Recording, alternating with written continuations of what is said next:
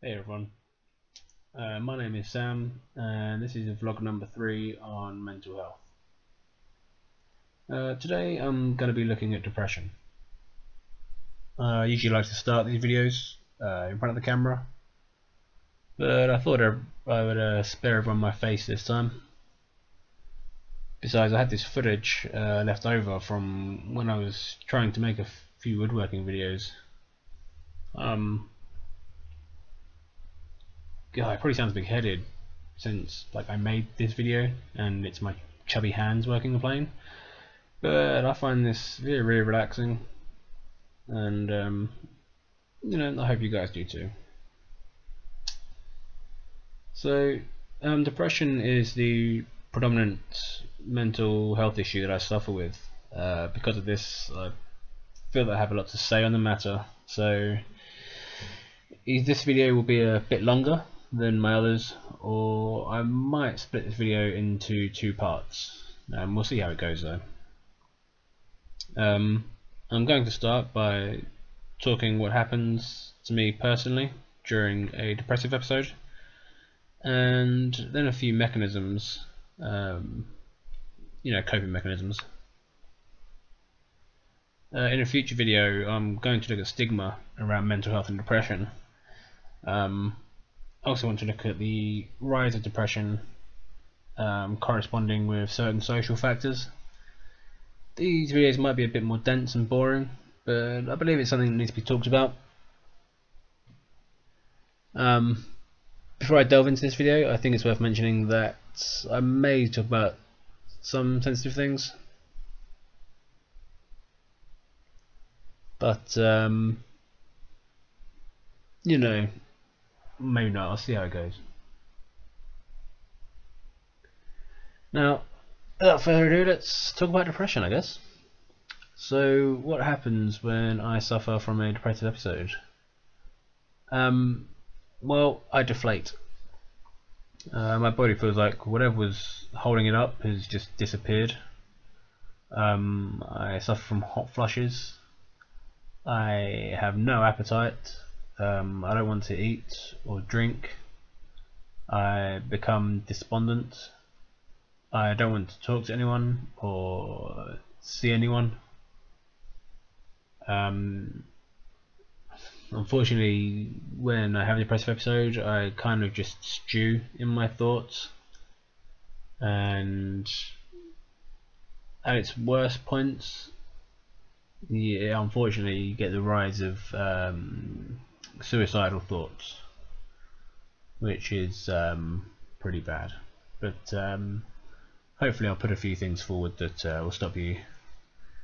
will stop us going down that path. Okay. It's I just want to say,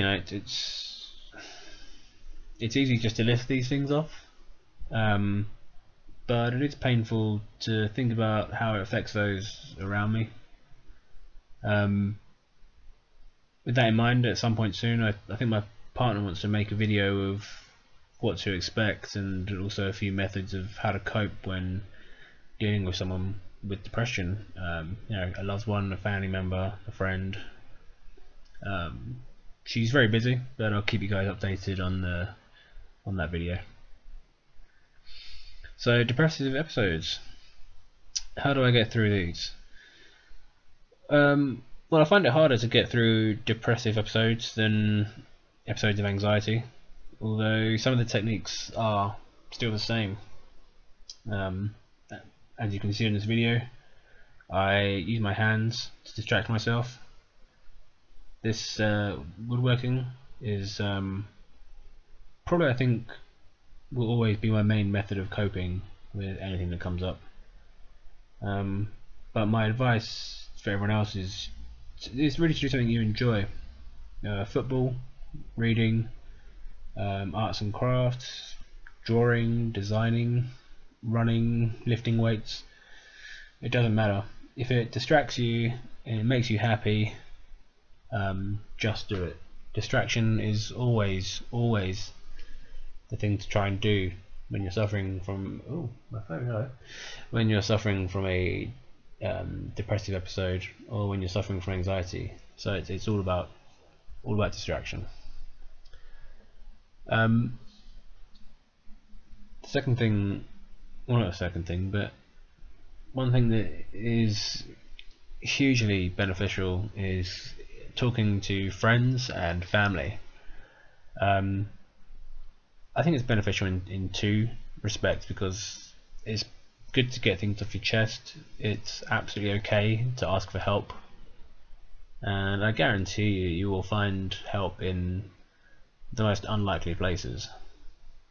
I mean, since I've been doing these videos, some friends have come forward and started talking to me very openly about mental health issues that they suffer with, and that in itself is just so rewarding.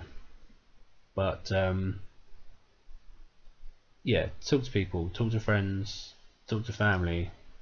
You don't have to go out, you don't have to go somewhere busy. Just invite friends round for a cup of tea, or go and see your mum, your dad, your cousins, whoever it is you get along with, and just let them know what's going on.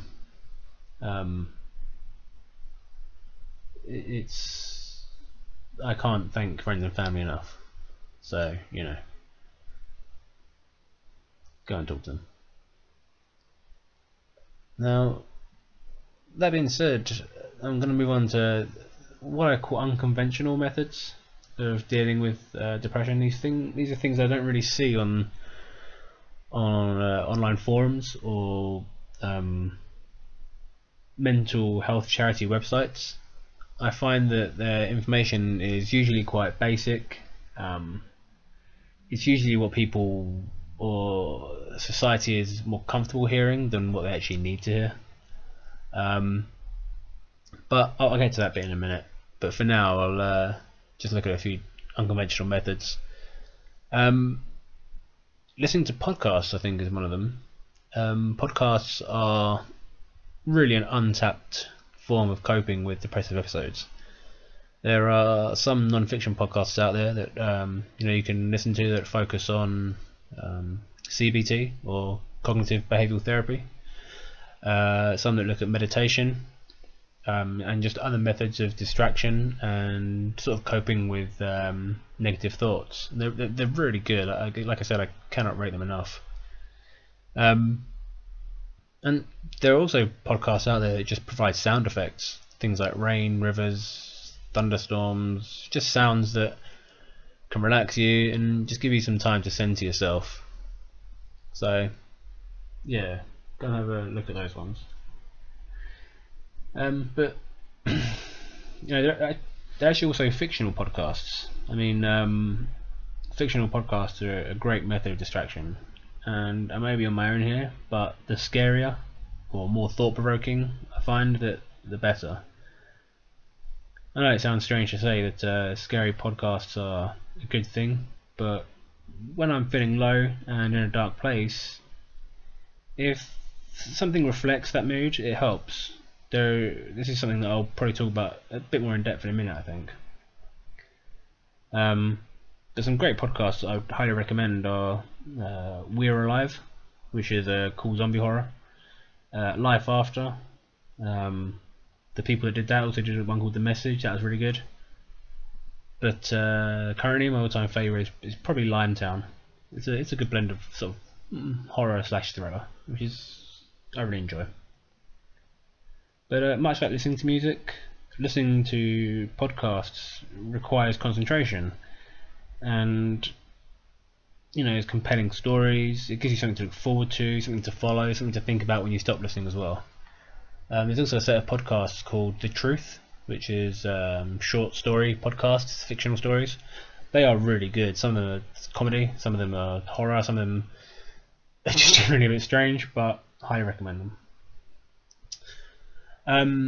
That being said, I also like watching horror. I've mentioned this in a previous video, but movies, programs, YouTube videos, it doesn't matter. I find that horror hugely helps me get through depressive episodes. And the reason for this is frankly, when I'm feeling depressed, it's kind of calming to see someone else on screen faced with issues and having to fight through them, and coming out the other side. Misery loves company, so I think that's kind of the idea. But when negative thoughts come fast and strong, it's often calming to see those turbulent emotions you feel inside reflected on screen. Of course, the darker side of it is that depressive thoughts are often thoughts of death and suicide, and a lot of horrors deal with these issues head on. Watching these movies is cathartic, because instead of internalizing these thoughts, where obviously they can be destructive and lead to some really negative actions, you can watch it all play out on screen instead. This is also the same with listening to horror podcasts, and as I mentioned earlier. But if not movies or programs, there are a lot of short horror films on YouTube. But the only problem is that if you watch too many horror films all at once, you've probably seen them all before, and you end up just watching a bunch of shitty horror movies time and again.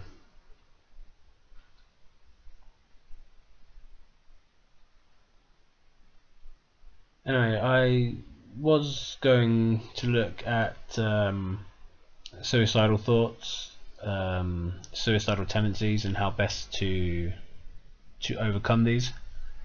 But I think that's worth saving for another video, purely because if people have come on here just to try and figure out how to deal with their depressive episodes, I don't want to just suddenly start talking about the worst possible outcome of those depressive episodes. So I think I'm going to save that for its own video and just focus entirely on that. I hope this video has been helpful. As I said, talk about this stuff. We need to reduce stigma about mental health issues. So please just go and talk to people, go and talk to your friends and family, and find new ways to overcome your depression. But I hope I've given you a few that help. Okay, so until next time, thank you for watching this video. Again, I hope it helps. I just hope it's helped let people talk about things a bit more as well, because it's such a good thing when people can openly talk about this stuff. Well, I'm going to shut up now. Thank you for watching. Goodbye.